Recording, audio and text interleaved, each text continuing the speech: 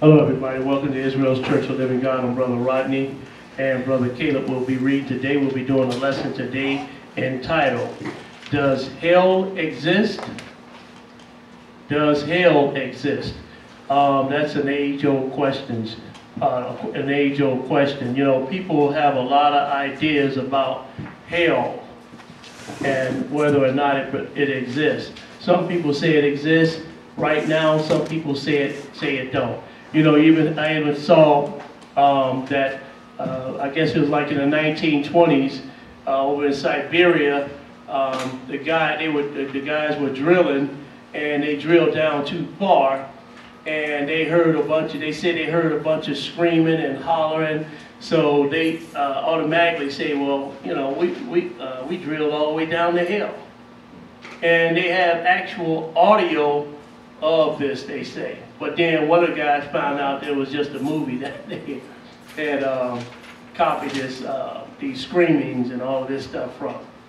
So, but people do have a lot of ideas about hell. Now, you know, the question is asked, does hell exist? Well, it depends on which hell you're talking about. And so I'm going to show you what I mean by that. First, let's go to Deuteronomy 30th chapter. Deuteronomy 30. And we're going to pick it up at verse 15, Deuteronomy 30 and 15. You know, some people use Greek mythology also to describe hell. And we're going to show you that too. And this is where a lot of your religions get their train of thought when it comes to hell. This subject is from this Greek mythology. But we're going to pick this up first at Deuteronomy 30th chapter. We're going to pick up at verse 15. Verse 15. Go ahead and read it. See, I have set before thee this day life and good, and death and evil. In that I command thee this day to love the Lord thy God, to walk in his ways, and to keep his commandments, and his statutes, and his judgments, that thou mayest live and multiply. And the Lord thy God shall bless thee in the land whither thou goest to possess it. Skip down to verse 19. 19. I call heaven and earth to record this day against you, that I have set before you life and death, blessing and cursing. Now he said, I've set before you life and death, blessing and cursing, because God has the power, don't he? He can set you up with life or death, right?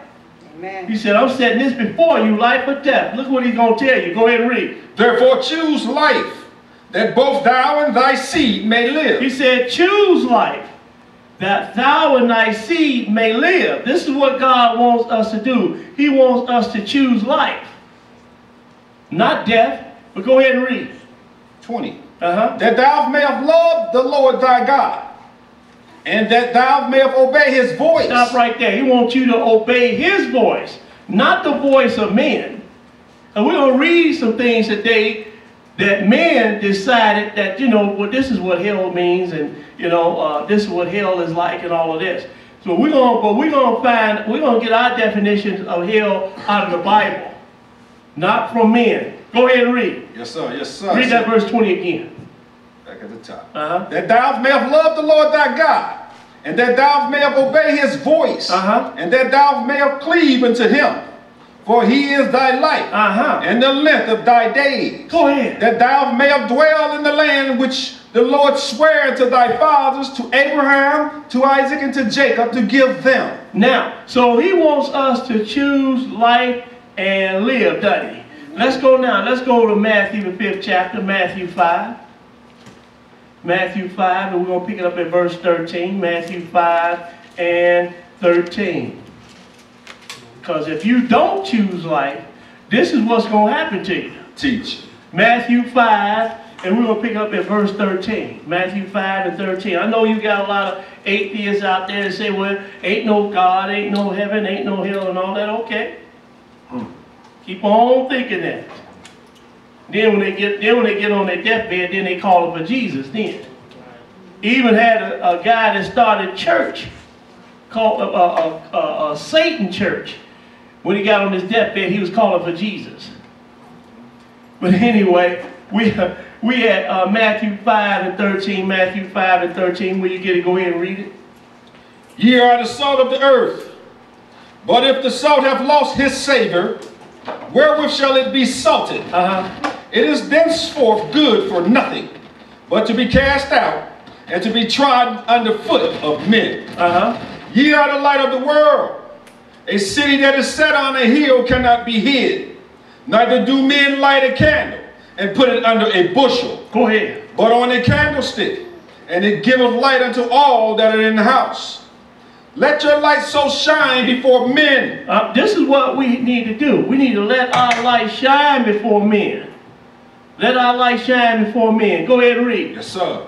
That they may see your good works and glorify your Father which is in heaven. Skip down to verse 19. Skip down to verse 19. Go ahead and read. Whosoever therefore shall break one of these least commandments and shall teach men so, he shall be called the least in the kingdom of heaven. Stop right there. He said, whosoever shall break one of these, and we know what commandments we talking about, don't we? We talking about the 10. He said, whosoever therefore shall break one of these least commandments and shall teach men so, he shall be called least in the kingdom of heaven, meaning he ain't going to be in there. Make that plain. Go ahead and read. But whosoever shall do and teach them, the same shall be called great in the kingdom of heaven. Now, does that sound like he's doing away with the commandments right there? No, sir. He said, if you do and teach them, you're going to be great, called great in the kingdom of heaven. Go ahead and read. For I say unto you, that except your righteousness shall exceed the righteousness of the scribes and Pharisees, ye shall in no case enter into the kingdom of heaven. Go ahead. Ye have heard that it was said by them of old time, thou shalt not kill, and whosoever shall kill shall be in danger of the judgment. But I say unto you, that whosoever is angry with his brother without a cause shall be in danger of the judgment. He said, if you angry with your brother without a cause, you're going to be in danger of the judgment. What else did he say? Go ahead. And whosoever shall say to his brother, rock out, shall be in danger of the council. But whosoever shall say, thou fool, shall be in danger of hellfire. You're going to be in danger of what? Hellfire. Hellfire. See, I know a lot of people don't think that this hellfire, a lot of people don't even think it exists. A lot of people say it do exist. They don't know what's going on. But we know that the Master is speaking of it, don't we? Yes, sir. Yes, sir. So we're going to find out, does this exist now or not? But we're going to show you another hell in a minute. Let's go to Mark, the 9th chapter. Mark, the 9th chapter. Mark 9.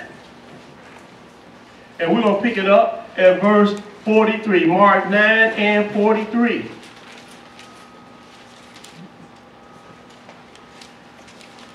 Everybody got it? Amen. Go ahead and read it. 9 and 43. Go ahead. And if thy hand offend thee, cut it off.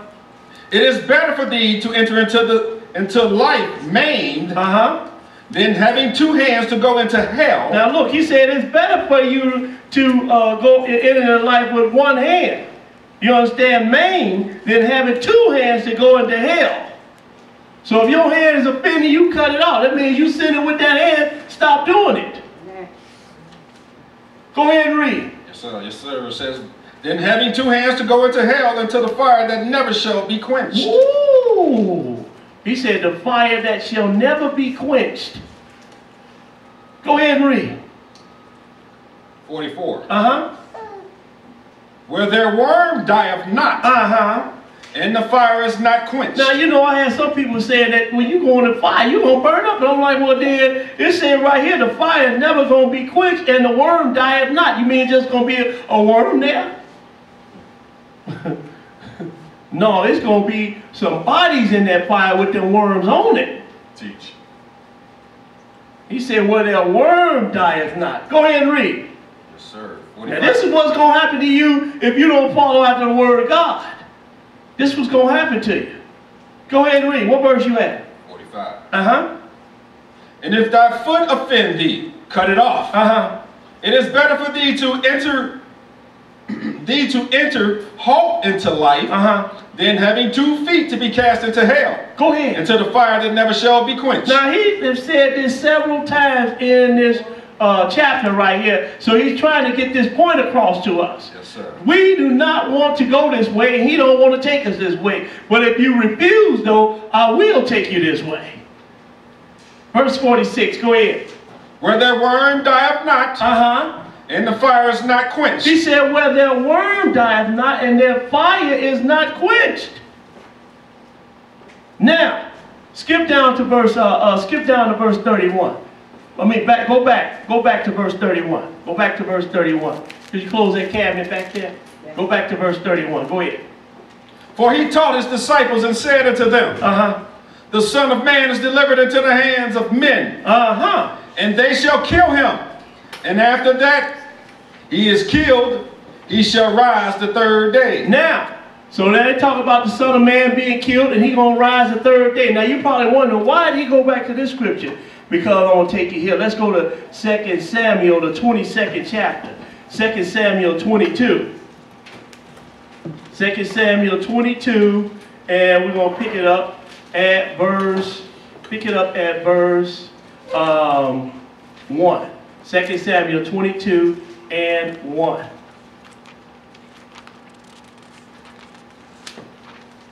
Then we're going to skip down to verse 4. 2 Samuel 22 and 1, then we're going to skip down to verse 4. Go ahead and read it.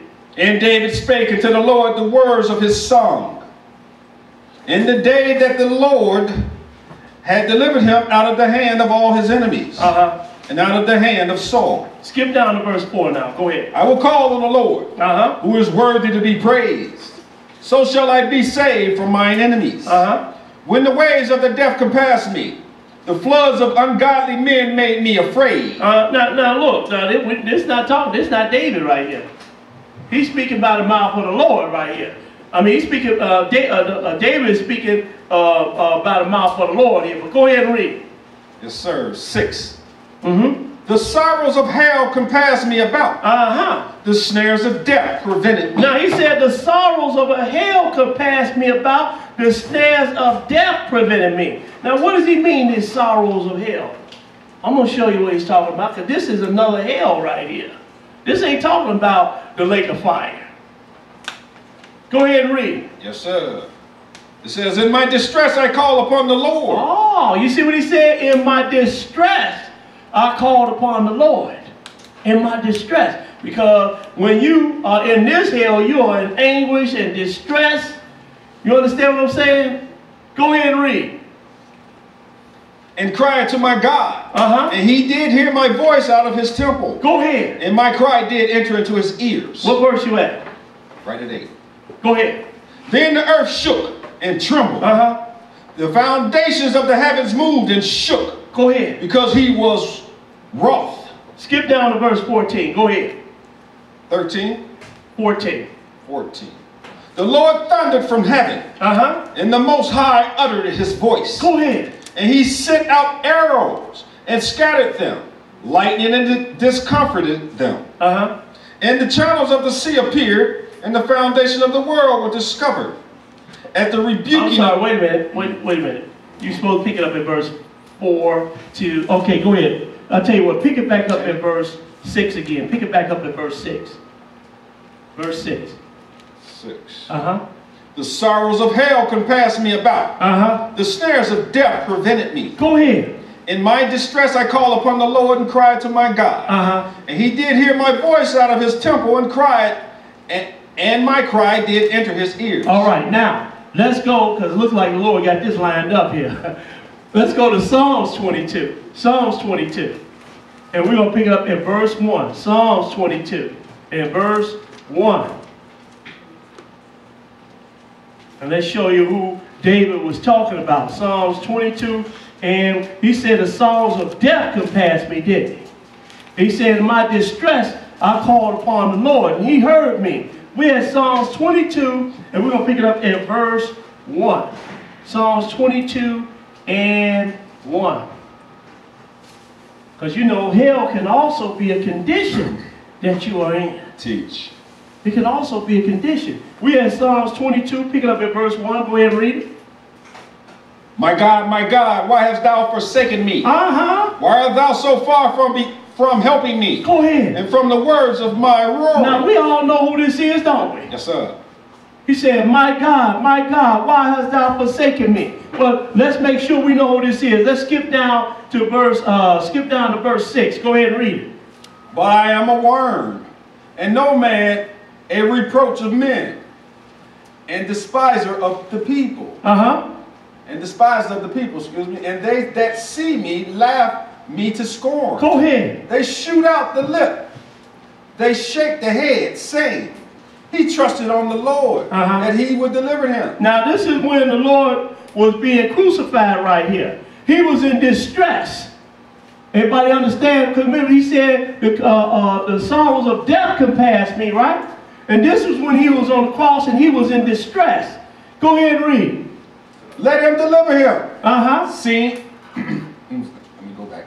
He trusted on the Lord that he would deliver him. Uh-huh. Let him deliver him, seeing he delighted in him. Go ahead. But thou art he that took me out of the womb, who didst make me hope when I was upon my mother's breast. Uh-huh.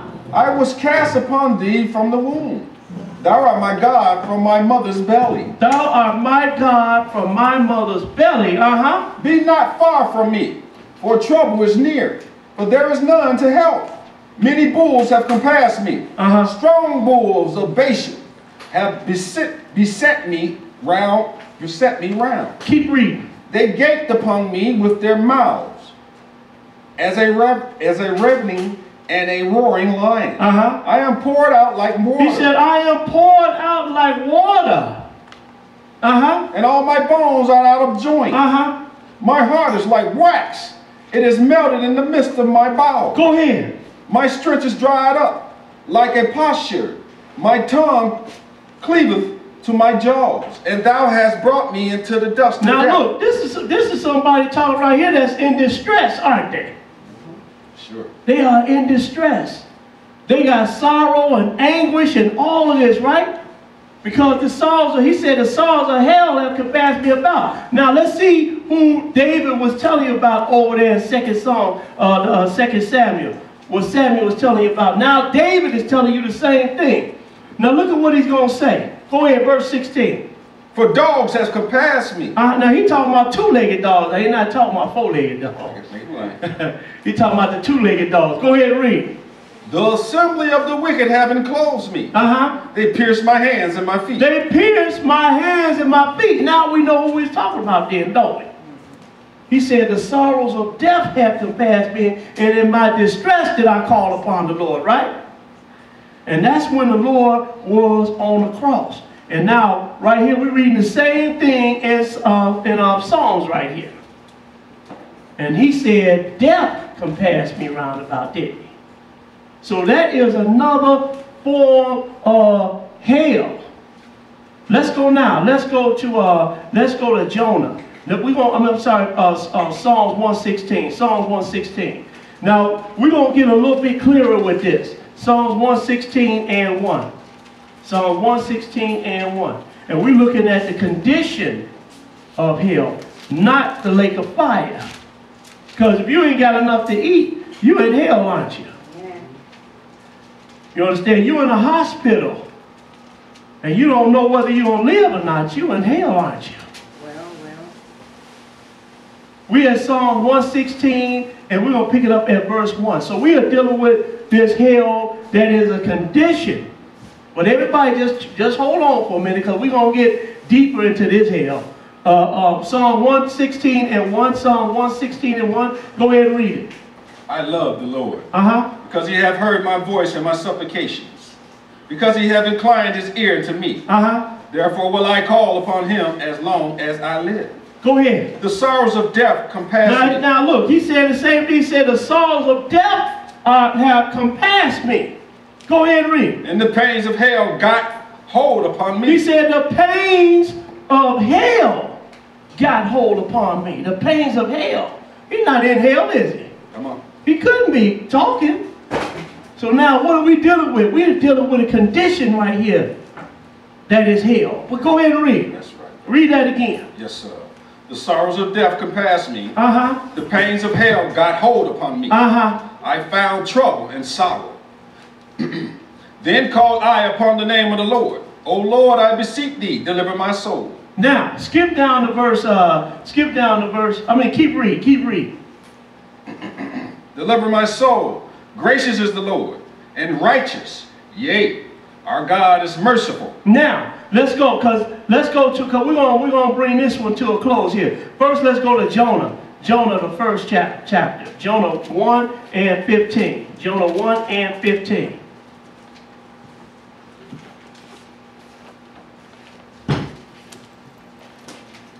Jonah 1 and 15. Everybody just hold on. I promise you it's going to get interesting in a minute. Jonah 1 and 15. Go ahead and read it. So they took up Jonah and cast him forth into the sea. Now, you know, this is when Jonah, he got on the ship and everything. They asked him, look, who are you? He said, I'm a Hebrew. He said, well, because, you know, the ship started going to and fro and all this stuff. They're like, what's going on? Then Jonah, he down in the ship, he down there asleep. They like, get up, call upon your God. We don't call upon our God. Ain't nothing happened. So you get up, call upon your God. So Jonah, he come up there, right? We'll pick it up again. So they took up Jonah and cast him forth into the sea. Because he asked, they said, well, you know, what can we do? He said, cast me over into the sea. I don't know if I would have said nothing like that, but anyway, he said, cast me over into the sea. And so they took him up and cast him over in the sea. Go ahead and read. And the sea ceased from her raging. Uh-huh. Then the men feared the Lord exceedingly. Go ahead. And offered a sacrifice unto the Lord and made vows. Now the Lord had prepared a great fish to swallow up Jonah. Uh-huh. And Jonah was in the belly of the fish 3 days and 3 nights. Now look, so Jonah was in the belly of this whale 3 days and 3 nights. You know, he even let you see how the Lord controlled whales. He had the whale sitting there waiting on Jonah. As soon as they tossed him over the ship, the whale had him. Let's go to Jonah 2. Let's slow down some too. Let's slow down a little bit.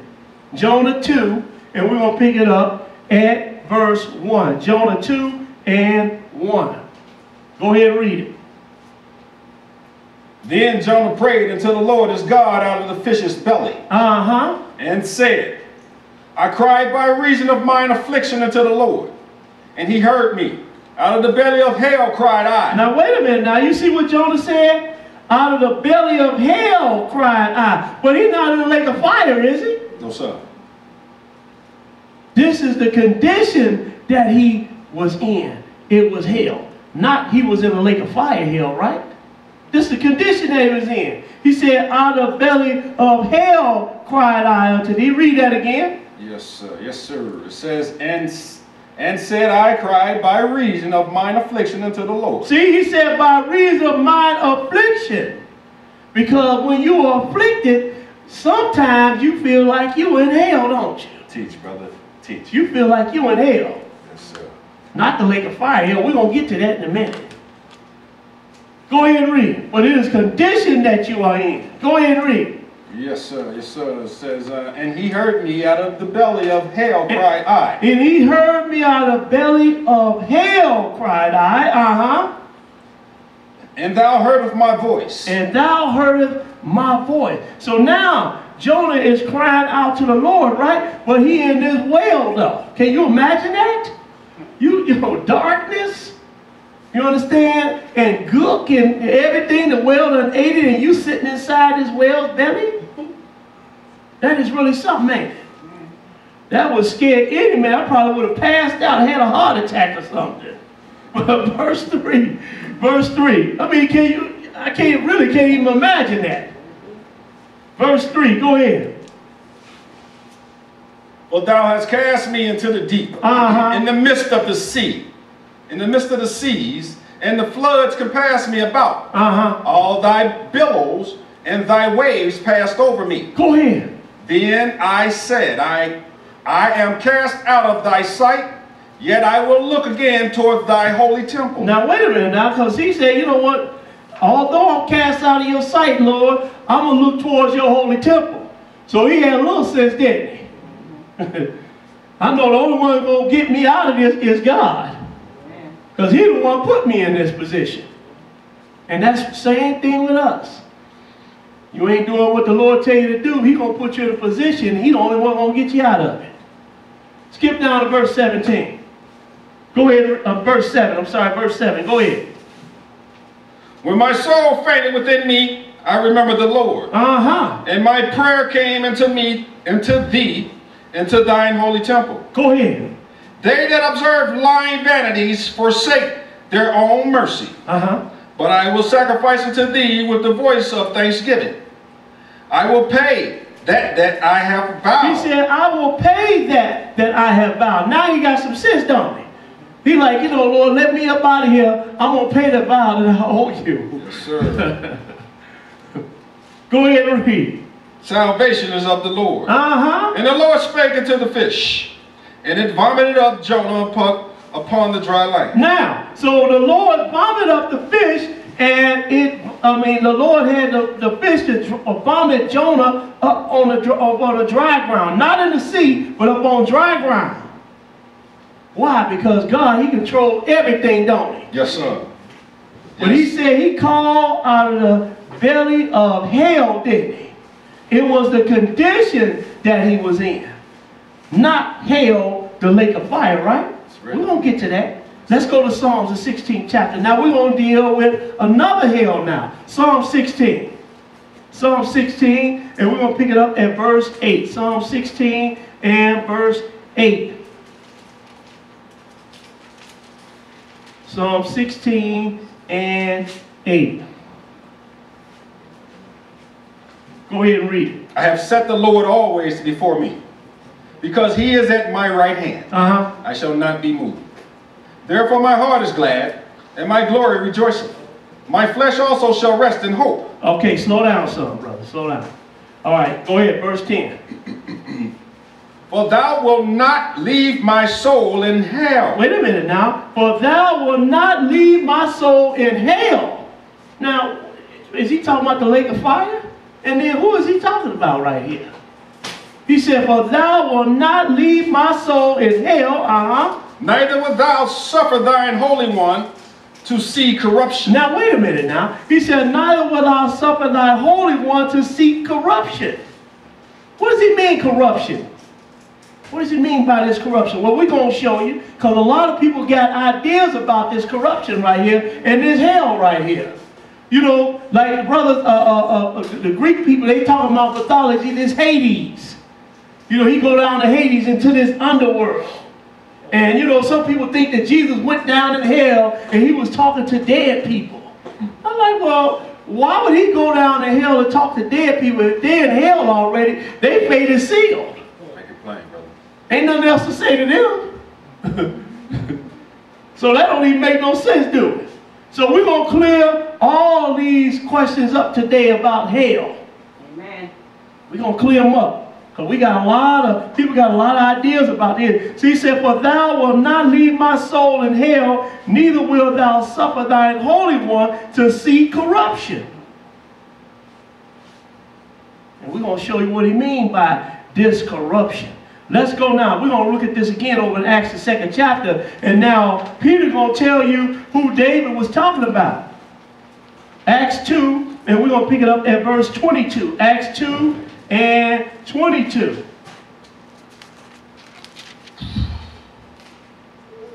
Let's show you who the prophet David was telling you about over here. Acts 2 and 22. Go ahead and read it. Ye men of Israel, hear these words. Jesus of Nazareth, a man approved of God among you by miracles and wonders and signs, which God did by him in the midst of you, as ye yourselves also know.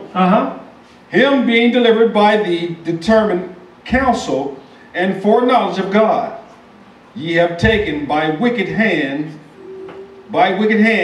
have crucified and slain. Because, you know, the Lord knew that he was going to die. It's just the people didn't know that he was going to die. This was foreknowledge. He was a lamb slain from the foundation of the world. Yes, he was.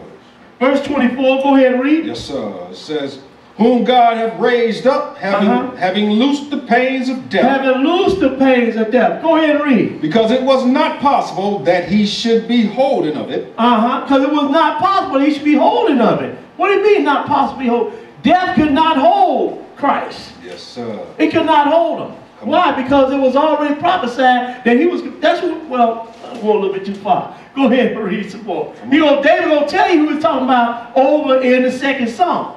Go ahead and read. Yes, sir. Yes, sir. It says, verse 25. For David speaketh concerning him, I foresaw the Lord always before my face. I mean Psalm 16, but go ahead. He said, for David speaketh concerning him, I foresaw the Lord always before my face. Go ahead. For he is on my right hand, that I should not be moved. Go ahead. Therefore did my heart rejoice, and my tongue was glad. Moreover, also my flesh shall rest in hope. He said, my flesh is going to rest in hope. Go ahead. Because thou wilt not leave my soul in hell. Stop right there. He said, but because thou wilt not leave my soul in hell. Now, what hell are we talking about right here? What the hell are we talking about? Are we talking about the lake of fire? Are we talking about the condition that he was in? What the hell are we talking about? Go ahead and read. Neither wilt thou suffer thine Holy One to see corruption. Skip down to verse, skip down to verse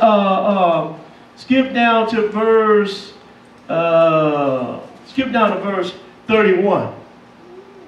Yes, sir. It says, now let's see who David was telling you about over the 16th Psalm. Go ahead and read. He seen this before spake of the resurrection of Christ. Oh, so you mean David was telling you about the resurrection of Christ? Indeed. He said he seen this before spake of the resurrection of Christ. That his soul was not left in hell. Neither his flesh did see corruption. Neither did his flesh see corruption. And then when you go to this hell, your flesh gonna see corruption. So what hell are we dealing with right here? This is another hell we dealing with. This is not no lake of fire. We're gonna show you what hell we dealing with right here. First, let's go to Ephesians, the 4th chapter. Ephesians 4. Ephesians 4, and we're going to pick it up at verse 8. Ephesians 4 and 8. When you get it, go ahead and read. Wherefore he saith, when he ascended up on high, he led captivity captive and gave gifts unto men. Now that he ascended, wasn't it but that he also descended first into the lower parts of the earth? Oh, wait a minute. Because, right here, people go and read. I had a brother who used to read this and say, see, there's another part of the earth right here. And I'm like, what? Yeah, Sheol. I say, Sheol, what is that? So that's supposed to be some type of Hebrew name for hell. They call it Sheol. Because he read right here, he said, now that he ascended, what is it but that he also descended first into the lower part of the earth. As though he went down into the lower part of the earth and he was down there talking with somebody and dealing with somebody. I'm like, what? Where are you getting this from? People come up with all type of stuff. So now, so he called this place Sheol. So we're going to go and we're going to read Revell Bible Dictionary, and we're going to read about this Sheol.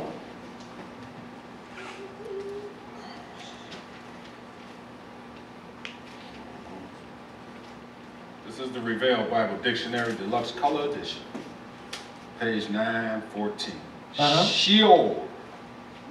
That's S-H-E-O-L. The grave. The grave. The place and or state of the dead. Says English translations render this Hebrew word as the grave, as death, and at times as hell. Sheol is roughly equivalent to Hades. To Hades. In the New Testament. Now we're going, because you don't read about no Hades in the Bible. I'm going to show you where this Hades come from. Well, look at what else they say, though. It says, in biblical imagery, excuse me, Sheol and Hades are located down under the surface of the earth. See, they located down under the surface of the earth. Just wait for 1 minute.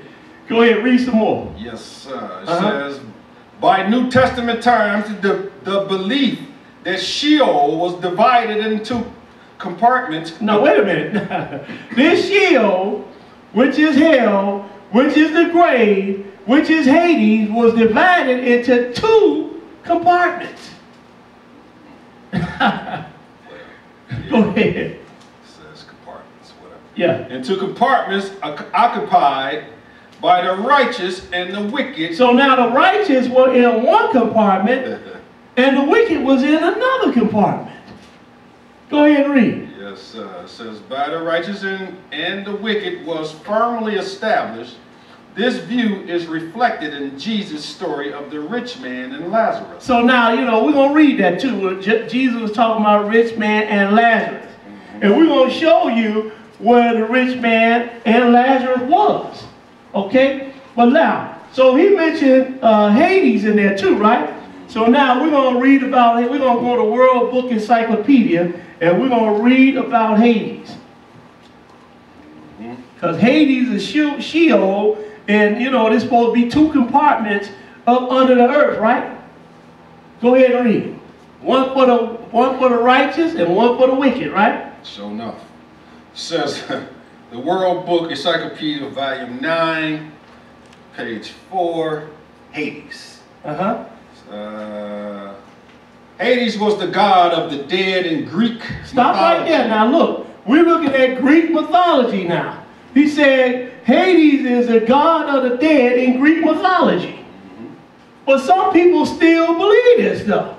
Go ahead and read. He ruled the kingdom of the dead. See, now, he ruled the kingdom. Now, why would you associate this with the Bible? Why would you associate this with the Bible? We know there ain't no such thing as no person called Hades that ruled the kingdom of the dead, don't we? Sure enough. So why would you associate this with the Bible? But people still say this. People say this today, Hades. And I'm like, do you know where Hades come from? Well, go ahead and read some more. Yes, sir. Yes, sir. It says, he ruled the kingdom of the dead, which had the same name. The ancient Romans preserved without change almost all of the myths about Hades and his kingdom. See? But they called the god.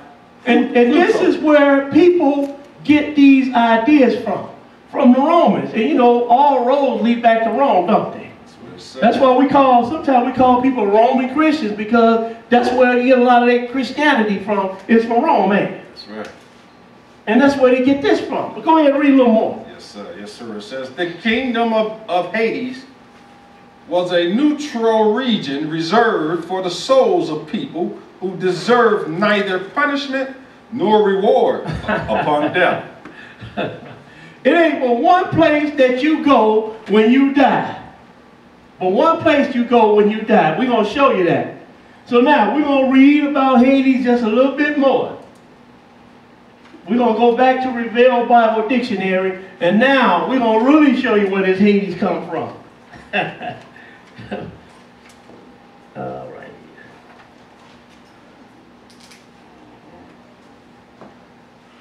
Revell's Bible Dictionary 459. Okay, Hades, Greek name for the god of the dead. Also known as Pluto. Also known, because everybody heard of Pluto before, right? Go ahead. In Judaism, Hades. Stop right in what? In Judaism. What? Judaism? Well, okay, that must be the ones that call themselves Jews then, because these Jews right here, we don't believe in no Plato. Go ahead and read. Yes, sir. Yes, sir. Or Pluto, whatever his name is. Yeah, known as Pluto in Judaism, Hades was identified along with Sheol as a place where the dead await judgment. Now, why would you associate this with the Bible? Why would you associate this with the Bible? Go ahead and read. Water. Can we get some more water up here? Through through the second, okay, wait, thank you, brother. Through the second to the first centuries BC, Jews believed the wicked dead went to one compartment of Hades, and the righteous to another compartment called paradise. Now, wait a minute. So now the righteous went to Hades or hell, which was paradise, and the wicked went to hell to another compartment. Go ahead and read. It says, or Abraham's bosom. It says Jesus' story of a rich man and... Or Abraham's bosom. Well, no, we know that that's over in Luke, right? Luke the 16th chapter, Abraham's bosom. Abraham, Lazarus, and the rich man, right? Go ahead, but we don't read that, but go ahead and read it. It says Jesus' story of a rich man and the beggar Lazarus. Luke 16:19-31 adopts this image to the extent that the rich man is seen in a place of torment. See, he's seen in a place of torment. Called Hades. Called Hades. Now, you know, men are calling it Hades. The Bible's not calling it Hades. Men are. That's right, brother. Yes, sir. So we're not associating. We're just showing you how men get these, where these men get these ideas from. We're not calling it Hades or none of that. Go ahead and read. Yes, sir. It says, while the poor beggar is by Abraham's side. It says the term Hades occurs in the Greek New Testament in Matthew 11:21. I imagine it does, because they're the ones who started this this myth or this mythology. Go ahead. It says English versions often render Hades as hell. However, unlike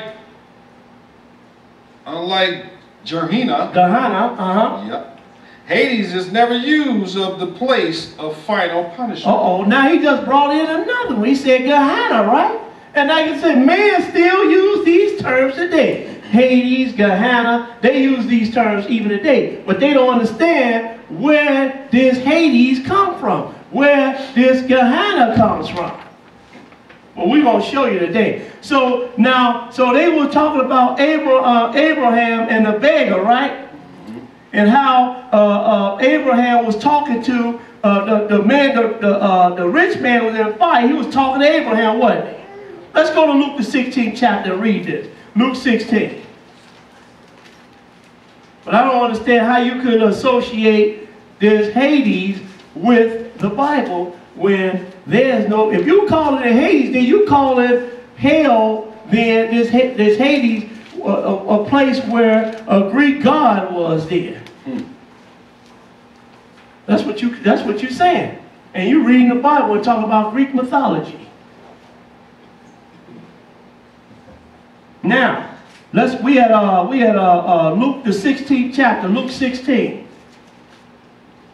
So you know, we don't use the word Hades or Gehenna. We don't use that around here. We just say hell, what it's called, right? Or we might say lake of fire if it's talking about lake of fire. Luke 16 and 19. Luke 16 and 19. So this is the rich man and Lazarus. And Abraham, 16 and 19. 16 and 19. Go ahead and read it. There was a certain rich man, which was clothed in purple and fine linen, and fared sumptuously every day. And there was a certain beggar named Lazarus, which was laid at his gate full of sores, and desiring to be fed with the crumbs which fell from the rich man's table. Moreover, the dogs came and licked his sores. And it came to pass that the beggar died and was carried by the angels into Abraham's bosom. Stop right there. So now it said it came to pass that the beggar died and was carried into the angels into Abraham's bosom. Now, you know, what do you mean carried to Abraham's bosom? Abraham's bosom was in the grave, wasn't it? Well, go ahead and read though. The rich man also died and was buried. Go ahead. And in hell he lifted up his eyes. Now the rich man, he lifted up his eyes from hell. Now we're not talking about no condition. We're talking about a lake of fire right here, hell. Everybody understand? Amen. Go ahead and read. And in hell lift up his eyes, being in torment, and seeth Abraham's afar off, and Lazarus in his bosom. Go ahead. And he cried and said, Father Abraham, have mercy on me, and send Lazarus that he may dip the tip of his finger in water and cool my tongue. Go ahead. For I am tormented in this flame. For I am tormented in this flame. Now, wait a minute. Now, Abraham and Lazarus in one place, and the rich man, he in hell. But he talking though, ain't he? Now, Abraham gonna talk to him. Look at what Abraham gonna say. Go ahead. 25. But Abraham said, Son, remember that thou in thy lifetime receivest thy good things, and likewise Lazarus, evil things. Go ahead. But now he is comforted, and thou art tormented. He said, you know what? You received your good things when you was living. He said, and Lazarus, he received bad, evil things when he was living. But now you Lazarus comforted, and you are being tormented. Because he said, I'm being tormented in this flame, didn't he? That's right. So we're not looking at no condition that he in, or, you know, he in like Jonah was in the belly of that whale. We're not looking at that, are we? He said he's being tormented in a flame. Now, we're gonna show you what this is talking about in a minute. But let's go now, because we're gonna show you, first of all, this hell that Jesus was talking, that the prophet was telling you that the Lord was going to leave his soul in hell to seek corruption. So let's show you what hell he's talking about. Let's go to Ezekiel, the 32nd chapter. We're going to deal with Lazarus and the rich man, and Lazarus, the rich man, and Abraham in a little bit.